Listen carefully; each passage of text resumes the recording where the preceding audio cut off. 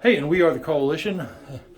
We're here at Central Falls Town Hall, the city of Central Falls, as anyone's aware, one of my favorite communities in the state. I'm convinced that the best restaurants in state at this point, sorry, Mayor Smiley, are actually in CF.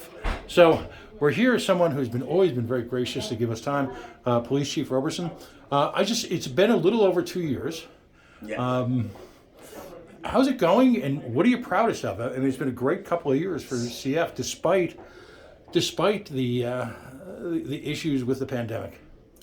I'm most proud of the relationships that we've forged with the community. A very organic relationship that has lent itself to real community policing.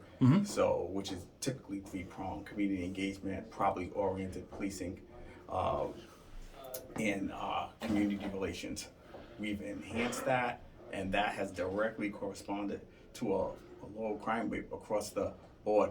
Like any other city, of course, we do have our issues, but as it relates to crime, quantitatively, it hasn't been this low in decades. Violent crime 2004, overall crime going back to 1989.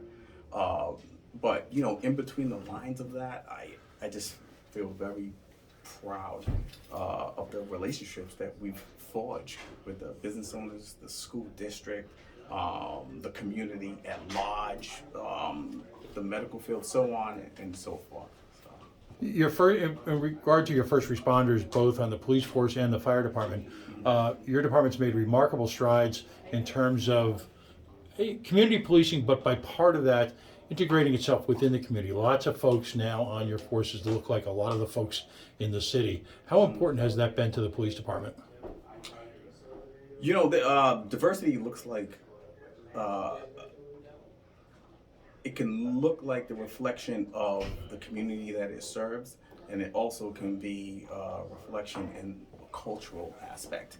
So, and having like that multi-pronged approach has lent the Central Falls Police Department to serving its community much better. We look to not only respond to a call for service, but to actually solve the problem.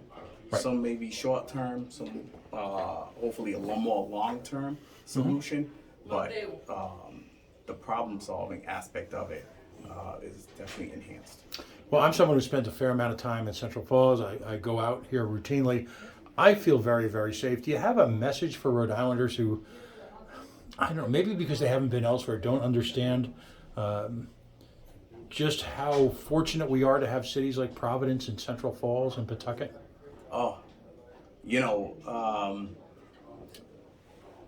anyone who's done a relatively decent amount of traveling, and you visit the city of Central Falls, you'll be able to. I guarantee you come here, spend the day, spend a few hours, come to a restaurant, come to an event, and you'll be able to tell for yourself just what type of atmosphere there is when you come here. It's an eclectic melting pot of culture that's so rich that you will feel good after experiencing what the city has to offer. Yeah, you've got restaurants, you've got arts. Yeah, I'm a fan, obviously. You've got, incredibly enough, you've got some waterways in the city that are directly served by the Blackstone Valley Tourist Board, and there's boating available, all for moderate prices, and I've never had a problem parking. No, yeah, I'm preaching to the choir with yourself, but it's all that and more. It's such a I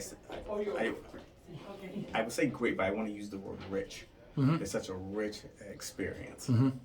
You've got within a handful of city blocks over a dozen Central and Latin American organizations, whether it be restaurants, banks, businesses, everything represented all within one block. I'm aware of nowhere that level of diversity here in the state of Rhode Island, or really many places in America that's this accessible. So just congratulations on a great couple of years, and we look forward to great things. I will tell people, if you're looking to relocate, you better do it now, because this is going to be, over the next year or two, this is going to be recognized as one of the hot communities in Rhode Island. Spot to come. Pat, thank you. Thank you, sir.